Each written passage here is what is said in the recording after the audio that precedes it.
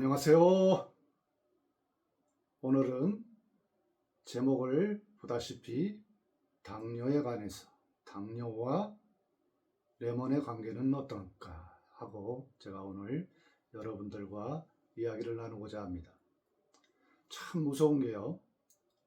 고위험군이 1,400만 명, 또한 진단이 확진된 환자가 500만 명이라는 거의 우리나라의 거의 2천만 명에 달하는 이 질환이 당뇨라는 것입니다.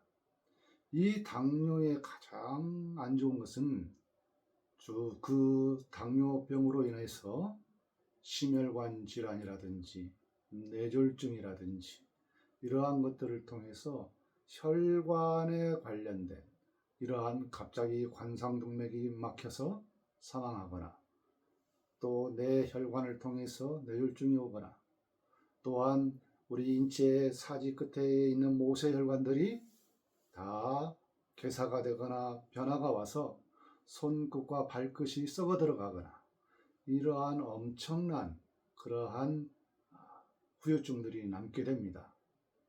흔히 주위에서 당뇨가 걸려 있으니까 당뇨 이렇게 그냥 넘어갈 것 같지만 사실상은 만병의 근원이 될 정도로 아주 심각한 질환입니다. 이 당뇨의 근본 원인이 되는 해당하는 장기는 췌장이라는 것이 있죠.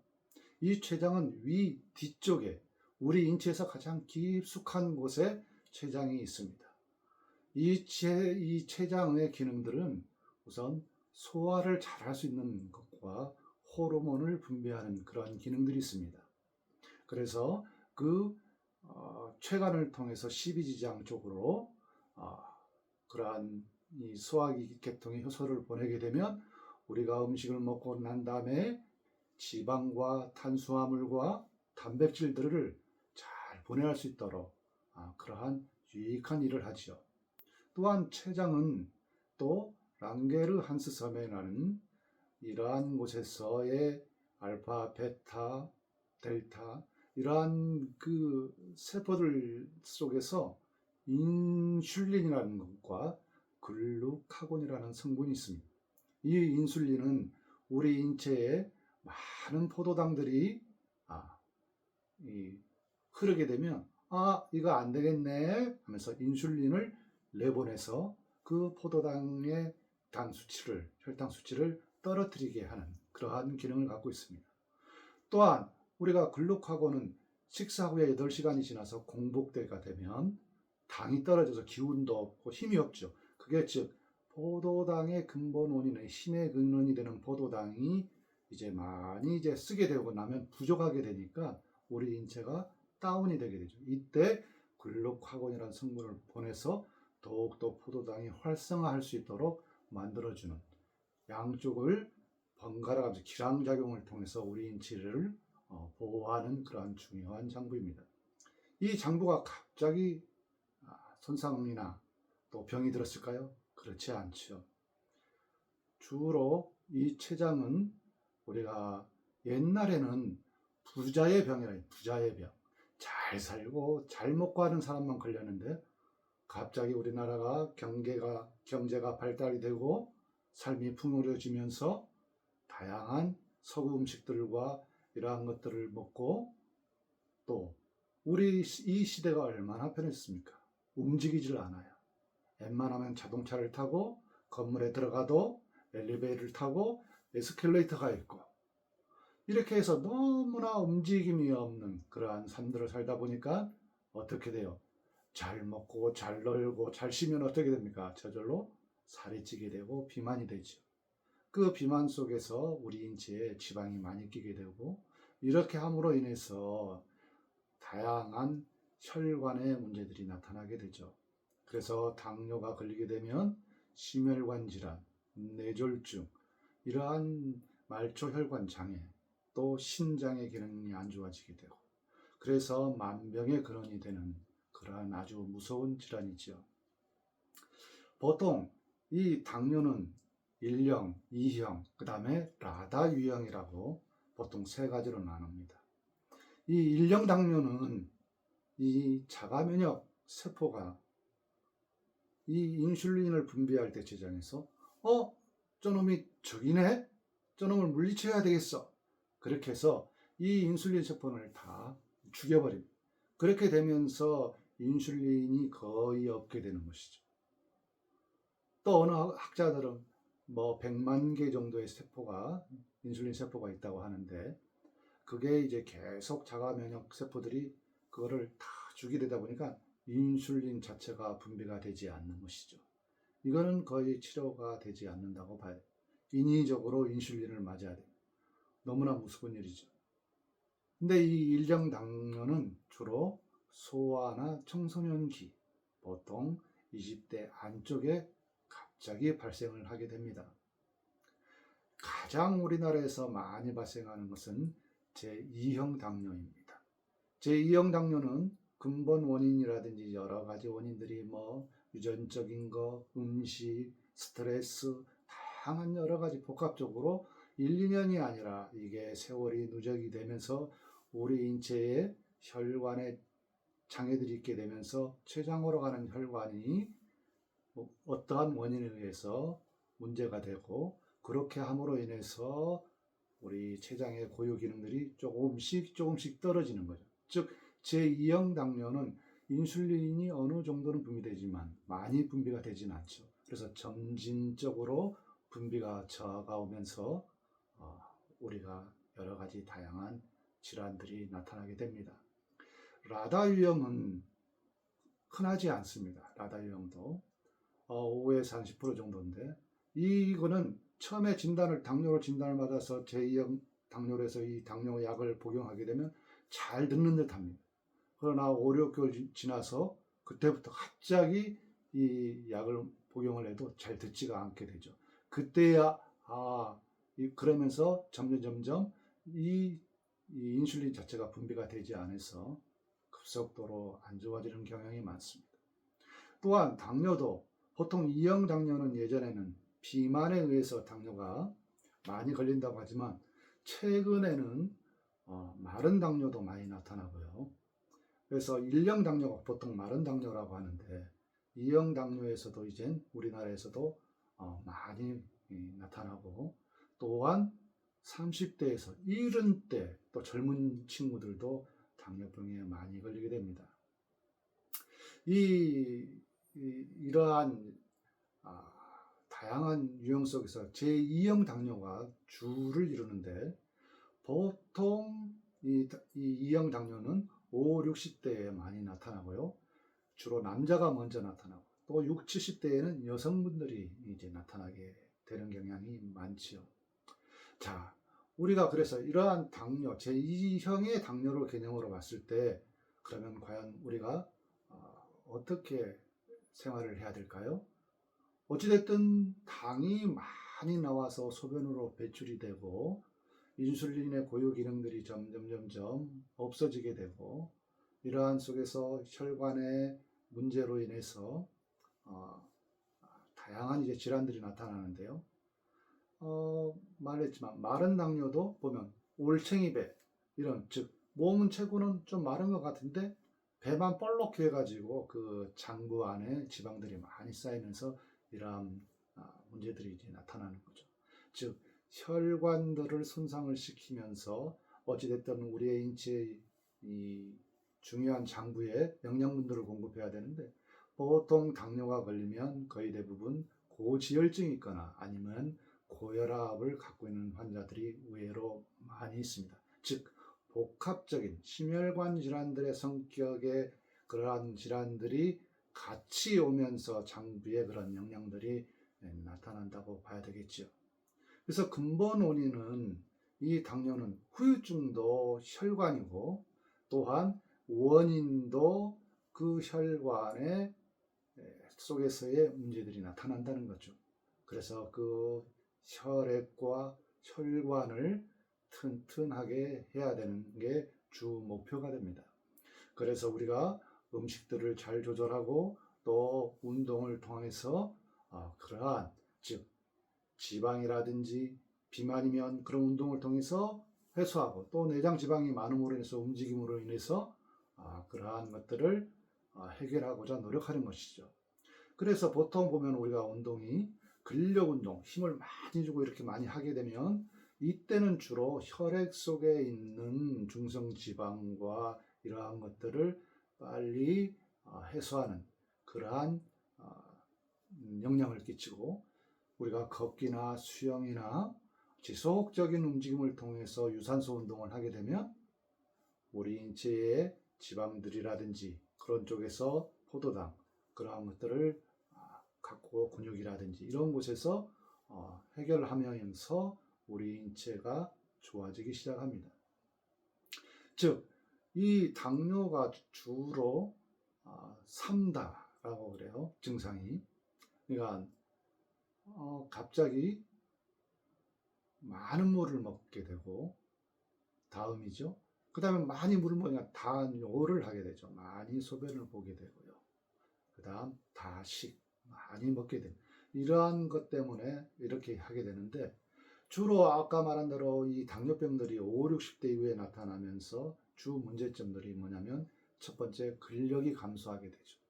왜 근력의 감소인데 당뇨와 연관이 있지? 이 근육에 많은 포도당들이 그 안에 들어가 있습니다. 그걸로 인해서 우리가 움직임이 좋아지고 기운이 나고 하듯이 근육 속에 많은 포도당들이 있는데, 근육이 감소되다 보니까 우리가 인체의 그러한 당에 대해서 잘 방어하지를 못하게 되는 것이죠. 그래서 우리가 즉 나이가 들면서 근력이 감소하기 때문에 지속적으로 우리가 움직임을 주어야 된다는 것입니다. 그 다음에 지방의 문제. 이 지방이 많이 쌓이게 되면 혈관의 벽에 상처를 주고 염증을 일으키게 되면서 혈액의 흐름이 좋지 않게 되지요.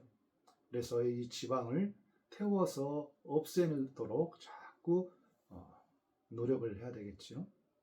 그 외에 5, 60대가 되면서 남성의 호르몬의 변화, 여성의 호르몬의 변화들을 통해서 우리 인체의 밸런스가 깨지기 시작하면서 그러한 데서 올 수 있다고 볼 수 있습니다. 그러면 우리가 음식을 먹을 때는 그럼 과연 어떻게 해야 될까? 많은 논란이 있습니다. 보통은 서구식 탄수화물이라든지 지방이라든지 태우는 음식, 그 다음에 다양한 스트레스, 이런 것들이 누적되고 많이 먹고 또 소화시키지 않고 움직이지 않고 이런 것들이 종합적으로 되면서 올 수도 있지요. 그러다 보니까 또한 그래서 음식을 저염식을 하고 채소를 먹고 운동을 하고 이렇게 하지만 또 어떤 분들은 채식만을 하는데도 당뇨가 걸린 분도 계시지요. 그래서 어느 게 정답으로 딱 하는 것보다 또 저염식을 통해서 너무 저염식을 하게 되면 우리 인체는 소금의 성분이 모든 신경 전달 물질이라든지 여러 가지 다양한 그러한 시냅스의 그런 효과들의 이 미세한 세포들의 효과들을 잘 일으키지 못하게 하게 됩니다. 참 그런 난해한 것들이 많이 있죠. 그래서 최근에는 소금도 그러한 가공된 소금이 아니라 용융 소금이라 하죠. 즉 불에 구워서 온도를 어느 정도 600도, 700도, 1000도, 그래서 죽염도 있고요, 용융 소금도 있고 또 심해수도 있고 다양한 소금들이 이제 우리를 이제 기다리고 있는데, 우리나라는 국 많이 먹고 김치, 젓갈에서 의외로 염분이 많이 먹는다고 생각하지만 사실상은 유럽이 저희의 한국 사람들의 그러한 소금 섭취량이 두세 배가 많습니다. 곧 여러분들 유럽이라든지 사우디아라비아 이런 쪽에 가서 엄청 맛있는 레스토랑을 가서 한번 드신 적 있지요? 드시면 음식 맛이 어떻습니까? 엄청 먹으면 너무 짜요. 짜게 느껴져요. 뭐니 이렇게 짜게 먹을까 할 정도로. 그런데도 서구에는 최근에 우리나라보다 당뇨가 발병률이 더 적습니다. 그 이유는 선천적으로 서구의 큰 등치가 큰 분들이 췌장이 더 크고요. 우리 동양인, 즉 우리 한국 사람들은 기존에 있는 췌장보다 선천적으로 작게 태어난 한 15% 정도 더 작다 그래요, 췌장이. 그러다 보니까 그 췌장의 기능들이 그만큼 떨어지겠죠. 그 와중에 다양한 우리 인체의 지방과 움직이지 않는 이런 것들 때문에 당뇨가 더 잘 걸리게 되는 것이죠. 그래서 우리가 음식을 먹을 때도 잘 조절을 해야 되는데 당화지수라는 게 있습니다. 당화지수라는 것은 우리가 포도당 50g을 먹고 2시간이 지난 다음에 그 수치를 100으로 정하는 거예요. 그래서 포도당과 과당이 얼마나 많을까? 그러면 고구마와 감자를 이렇게 비교를 해보면 고구마 어때요? 고구마가 더 하니까 포도당이 많겠네 생각하잖아요. 근데 고구마는 60밖에 안 됩니다. 감자는 90에 해당되고요. 감자가 더 포도당이 많습니다. 그만큼 우리가 음식에 관해서 여러 가지 이 당의 성분들도 잘 파악해야 되겠죠. 근데 또한 당부화 지수라는 것이 있었어요. 당부화 지수는 흔히 말한 열량, 칼로리를 뜻합니다. 근데 고구마는 또 칼로리가 128칼로리 정도 되고 또 감자는 60칼로리밖에 안 돼요. 즉 우리가 음식을 먹을 때 과일을 선택한다면 수박은 포도당이 90%고 과당이 10%예요. 즉 쇼크가 올 수 있어요. 과당이. 즉 수박 같은 과일은 진짜 포도당이 많습니다. 딸기나 사과는 거의 50대 50. 그럼 적은 게 뭐가 있을까요? 당화지수가 나중에 포도 같은 과일은 포도당이 10%, 과당이 90%가 있습니다. 즉 그래서 우리가 과일을 먹을 때도 포도당 함량이 좀 떨어지는, 즉 우리가 포도라든지 바나나라든지 이러한 것들은 이 포도당 함량이 더 적은 것이죠. 그러나 또 당부화 지수는 열량이 많은 것은 또 다르게 나타날 수 있습니다. 그래서 우리가 어떤 여러 가지 다양한 방법들을 하지만 기본적으로 포도당이 많은 과일은 어떤 것이며 또 열량이 많은 것은 기본적으로 해서 그러한 것들을 조금씩 줄여서 우리가 인체 혈관에 손상받는 것을 줄여야 되겠죠. 자, 운동도 마찬가지. 운동도 우리가 운동을 하는 이유는 뭡니까? 아까 말한 대로 유산소 운동이라든지 근력 운동을 통해서 근력을 또 키우고 또 지구력도 키우고 이렇게 되면 또 그 속에서 지방을 태워서 포도당들을 쓰게 하고 이렇게 함으로 인해서 우리 체중을 감소시키고 건강하게 하죠. 근데 문제는 운동을 하게 되면 활성산소가 많이 우리 인체에서 생기게 됩니다. 이 활성산소는 혈관을 타고 가면서 또 염증을 일으키고 그래서 혈관을 안 좋게 하게 됩니다. 운동 후에 운동을 엄청 심하게 하고 그렇게 해서 그냥 아무렇지 않게 지내게 되면 혈관에 문제가 발생할 수 있습니다. 그래서 운동 후에 수분을 많이 섭취하고 또 뭐라 합니까? 비타민을 복용하라고 하는 것입니다. 이 비타민 C는 우리의 이 활성산소가 우리 몸에서 운동을 통해서 또 다양한 원인에 의해서 나타날 때 이 활성산소를 중화시키는 일을 하게 됩니다. 그렇게 해서 비타민 C가 우리 혈관을 튼튼하게 하고 혈액 흐름을 좋게 하는 것이죠. 즉 우리는 이 당뇨에 대해서 지금까지 다양하게 제가 이야기를 했습니다. 근본 원인은 우리가 많이 먹고 지방과 탄수화물을 많이 먹고 또한 그 외엔 또 움직이지도 않고 이러한 종합적인 것, 한 가지 원인이 아니라 종합적인 것으로 인해서 나타난다고 볼 수 있죠.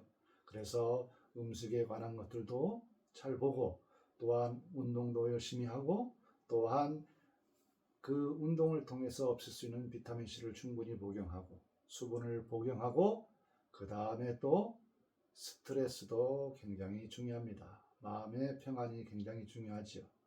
그러한 것들을 종합적으로 이루어졌을 때 우리가 이 제2형 당뇨를 이겨내는 데 유용하리라 생각합니다. 한 예를 들어서 그래서 너무 채식을 하는 데에 대한 반감의 글도 있고요. 또한 육식을 많이 했기 때문에 채식을 하게 되는데 제 생각은 그렇습니다. 부족한 것은 채우고 넘친 것은 버려야죠. 우리가 평생 살아오면서 내가 먹었던 식사들의 종류들이 있을 겁니다. 어떠한 질환이 있다면 그와 반대되는 삶을 사는 것이죠. 즉 반대되는 식사를 어느 정도 하게 되면 우리 인체는 그 부족했던 것들을 채우게 되겠죠. 아이러니하게도 단백질 하면 콩에서 식물성 단백질을 콩에서 많이 섭취를 하게 되죠. 그렇지만 이 순수한 이 단백질에 콩국수에 있는 이 단백질이 100이라 한다면 고기는 거의 1.6배 이상의 단백질을 포함합니다. 또한 그 단백질, 고기보다 또 더 삼계탕은 또 그거 2배 이상이 단백질이 많습니다. 이렇게 단백질을 섭취할 때 여러분들은 어떤 것을 선택하겠습니까? 저는 여러분들이 안 드셨던 것을 드시기를 원합니다. 이제 마지막으로 이 비타민의 중요성이 여러 가지 증상을 완화하는데 한 가지인데요. 저는 유기농 레몬을 10년 이상을 재배하면서 우리나라에서 어찌됐든 비타민C가 함량이 가장 많은 것은 레몬이라 생각합니다. 또한 그 비타민C를 복용하는데 가장 자연에서 가까운 환경에서 키우고 유기농으로 키워서 가장 사랑을 많이 받는 그 레몬을 드실 때 또 사랑을 듬뿍 받은 그 레몬을 통해서 여러분들의 당뇨병을 조금이라도 회복될 수 있기를 바라면서 오늘 이러한 긴 동영상을 제가 이렇게 말을 하게 되었습니다. 여러분 주위에 당뇨 환자분들 많죠? 여러분들 이 유기농 레몬을 통해서 건강한 생각과 건강한 운동과 건강한 음식, 건강한 비타민C를 통해서 여러분들의 만병의 근원인 당뇨병을 해치울 수 있는 그러한 기회가 되시기를 바라면서 오늘 이 동영상을 마치겠습니다. 여러분 사랑합니다.